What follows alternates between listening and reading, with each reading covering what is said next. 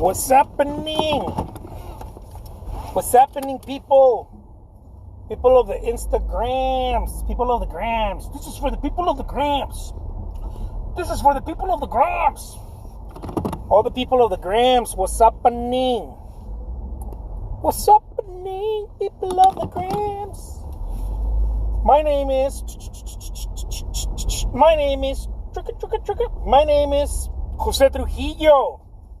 Dude, Jose Trujillo is such a cool name. It's a badass name. Trujillo.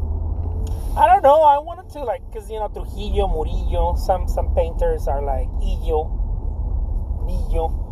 I want it to be more like I don't know, Trujillo is pretty cool. I was gonna say Matisse because Matisse is very short, nice. Miro, very short, nice name. But Trujillo, fuck it, why not? Trujillo. We'll stick with this. It's kind of too late to come up with a new nom de plume, with a new signature name. I was tempted. First I was afraid. What's happening? How's it going, Constance? What's happening, Constance? Man, I'm just looking to become famous. That's all. I don't know how I'm gonna hit it though. I want to become famous. I want to become world famous. World famous. I don't know. I think I need to get out there. Whatever that means. I need to get out there. I need to be in front of the people of the world. Spice up your life. Carpool.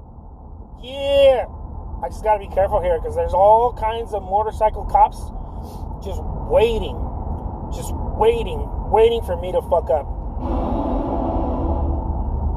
Just waiting for me to be like, just speed up a little bit. I'm not speeding. Go around me, fools. Insolent fools. I'm not speeding right here because I already got a ticket right here. No more for me. I'm tired of that. I don't want to pay more. Man, tickets are expensive. Speeding tickets are expensive in the U.S. I guess everywhere, but in the U.S., I can feel it. It's mucho expensivo. What's happening, Bill? We got Bill in the house. We got Constance. What's happening, Monte? Are you painting today, Warner? What's happening, Warner? I am. I gotta do like 7 commissions. 1, 2, 3, 4, 5, 6, 7. 7 commissions. I gotta do 7 commissions. Is that crazy or what? Sometimes I push them. I should have finished them yesterday, but I was like, I'm tired. Oh my god, my hand. I'm tired. So I went home early. And now I'm here. I came back to the studio. What I'm not gonna do is I'm not working tomorrow or the day after. I promised my girl, because she was like, baby, I want to take a couple of days off. Because usually we go on vacation around this time of year. January, February, usually go on vacation. We try to go somewhere. Every year we've been going to Washington because we participate in allyship for LGBTQ community, and we go to Washington. We go to the HRC in Washington, and we're part of a panel there. We're part of a. My wife is more invested. I wish I would be more invested, but she's way more invested than I am. She sits in a board, and I sit in the board too. But I know that she's way more invested than me. And so, just about every year we go to Washington, and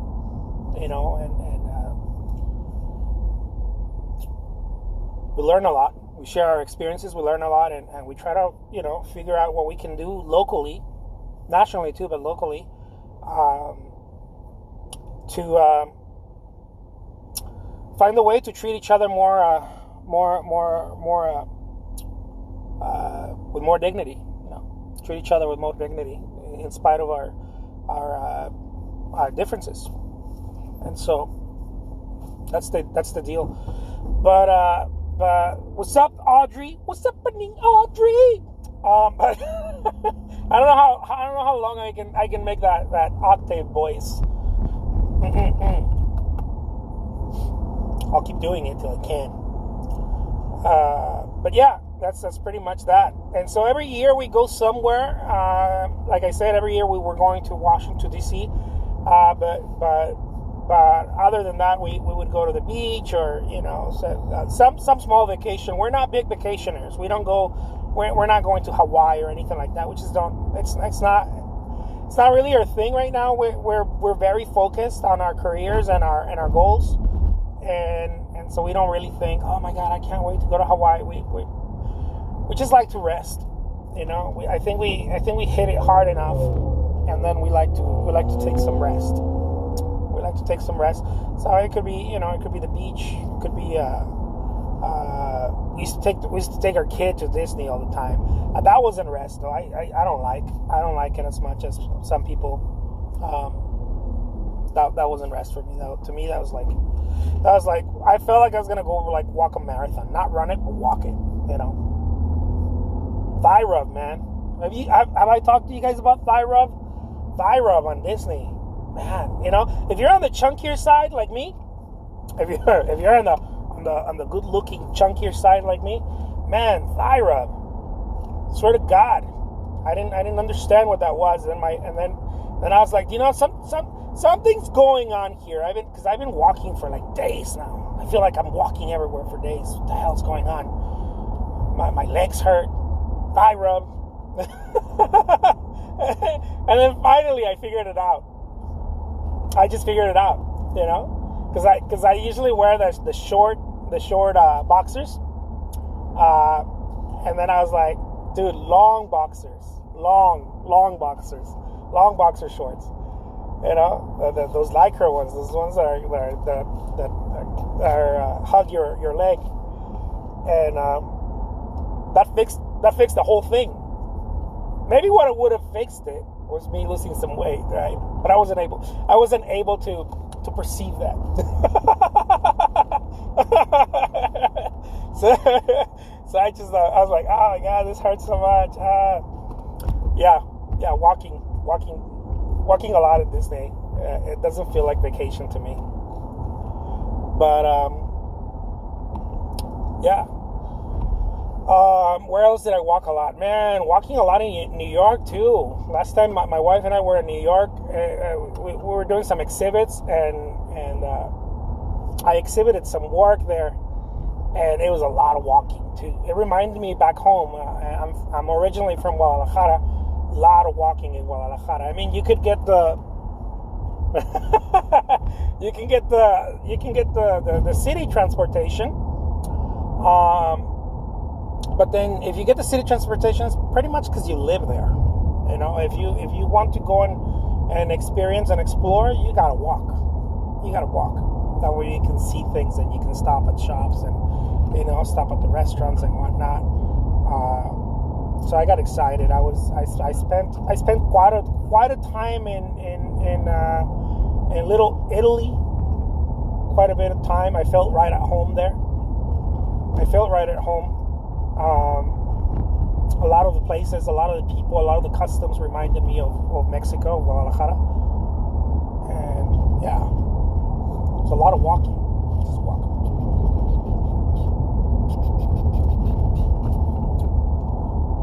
That's me, guys.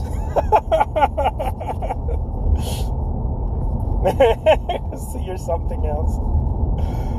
I'm the real deal. I'm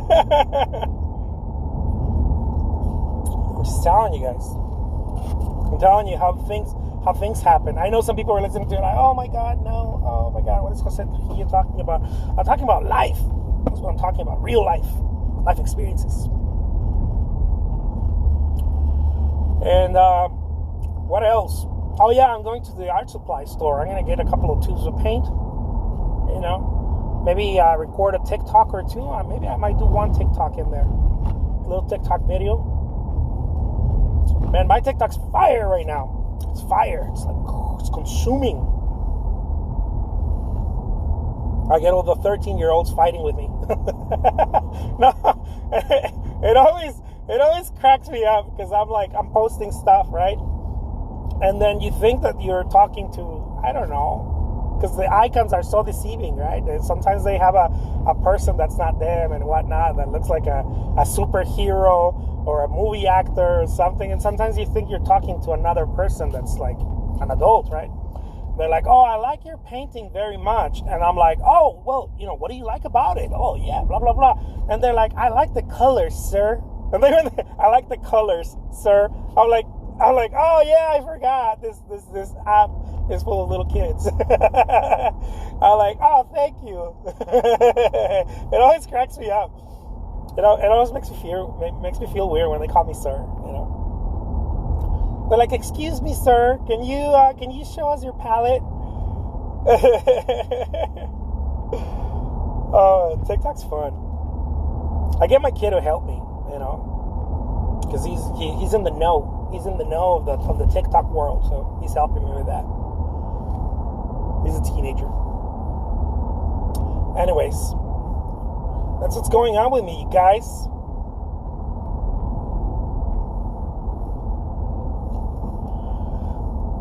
Man, I woke up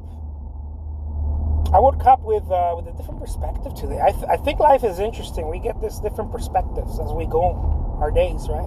There's this little shifts that are happening through our life, and I woke up with this perspective of how important it is to get out there, to show your face. I think where I've gotten wrong, and where a lot of my artists, my colleagues, my camaradas and artist friends have gotten wrong, is that they're trying to sell their work. We get out there, but we're trying to sell our work. And I didn't realize that that's not why you market. It hit me. It took a while. I was listening to what's his name, Gary V, talk about it. I like to listen to that cat from time to time, not all the time, because he overwhelms the shit out of me. As someone running a studio, I get overwhelmed by all the stuff that he says that you need to do. I'm like, I can't, not right now, Gary. That's probably how some people feel when I talk about stuff. And of course he's talking from a whole other point of view. He's talking from sometimes when they talk, I'm sure that I have this effect on some people. When they talk, you think that they're talking directly to you in every situation, but that's not true. So sometimes when he talks, he's talking to someone who owns a $10 million company. He's not talking to me. And sometimes when he talks, he's talking to someone who's trying to earn $100 a day. He's not talking to me either, right? And so I have to fish what's for me. I have to fish it out what's for me that he's talking about, because it's so broad to the people he's talking to, and you have to understand the context. And so when I hear Gary Vee say, you have to answer every single email, I'm like, it's impossible. I can't do that. But if you're starting out, you should be able to do that, because I used to do that. I used to answer every single comment. Someone said hi, I used to say hi back, everything. And now I find it more and more harder to do that. And of course, and then I hear him talk about that to someone who has a company or a small business or something. And then he says, you need to get an intern here to be answering back and talking to people. And of course, that makes sense to me. That kind of stuff makes sense to me. And so, give or take. It's just a matter of how. I think it's just a matter of how we understanding context is really what I'm trying to say here. Understanding context. Sometimes I say things that people are like, well, not sometimes, all the time I say shit that people are like, what the fuck is he talking about? But I'm talking about business. Sometimes when I talk about shop, some artists, I can feel it because, also because of the messages that I get. But some artists get like confused. They think that I'm talking to them, and I'm not. Sometimes I'm talking to someone who's a little further ahead. Sometimes I'm talking to someone who's just starting out. And I think that I I think that I make the same. I confuse people too, because I'm full of contradictions. I'm full of contradictions, and you can only be full of contradictions, I think, when you are talking to the gray, not just black and white. You're talking to the whole spectrum. And so if I have conversations around, hey, if you're just a hobby artist and you're getting started, and boom, this. Hey, if you're an artist who's, I don't know, starting out and you're starting to monetize, this is the. But I don't usually say that. I just start talking, and in my mind, I have to remind myself, who's listening to this? Who may take it the wrong way? Who may take it as if, So sometimes I'll give you an example. I've said, hey, if you're an artist out there and you are already monetizing, you need to, like, if you're already monetizing, I'm not thinking about if you're earning $100 a week. That's not what I'm saying. I'm saying if you're already making a living. It's really what I'm trying to say. If you're already making at least a part-time living, but more a living as an artist, you should start going horizontal. You should start going and turning on other flames aside from your vertical flame. I created a workshop on that. And so that's the example that some artists, they're barely starting out, they haven't monetized, and then they go and try to do that. And then, of course, many times, not always, but many times it blows up in their face because they're trying to be everywhere at the same time. But contradiction highlights your growth. Oh, I love that. That is true. That is true. Yeah, I mean, if you're not dynamic, you won't have contradictions. I'm full of contradictions. I've noticed. I sometimes I read my articles that I wrote 2 years ago, or I see a video. Someone sends me a link to a video that they watched on YouTube, and they're like, dude, this video right here. I listened to that video, and then boom, all of a sudden I started selling my artwork. And then I look back and I'm like, oh yeah, it's a lot of contradictions to how I think today. It's very different. But it's because I was standing in a place with a limited view. A limited view. That still works, but it's not necessarily what I'm saying today. That still works, of course. Especially if you're starting out. If you're starting out, anything works, as long as you do it. You can't get fancy when you're starting out. And which is a thing that pops up a lot too. A lot of people get super fancy when they're starting out. They try to get fancy. They try to get their little business card, and then they try to get, the perfect designer for a business card. I was selling artwork. I was earning well over $500,000 a year, and I did not have a business card. I didn't even have. I made a certificate of authenticity out of on an 8x10 sheet of paper using Word. Using that Word document, using Microsoft Word. That's how I did it.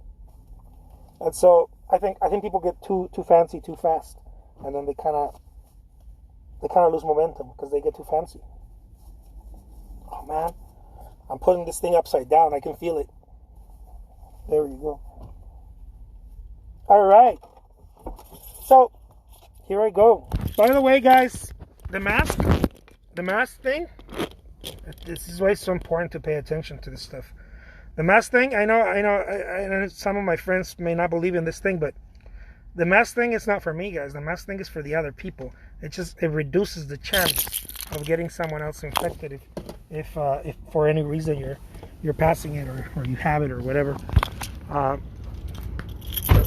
It's just like gloves, when people are wash their hands in the kitchen.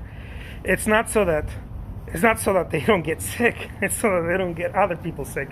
That's what gloves are for. That's what washing your hands is for. That's why hand sanitizer. That's what the mask is for.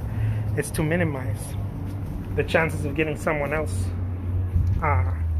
infected. Hey, how's it going? Good, how are you? Good. What's happening? What's new? Not a whole lot. Oh, I have to make a video. All right, guys. Well, peace out, because I'm going to do a TikTok. Adios.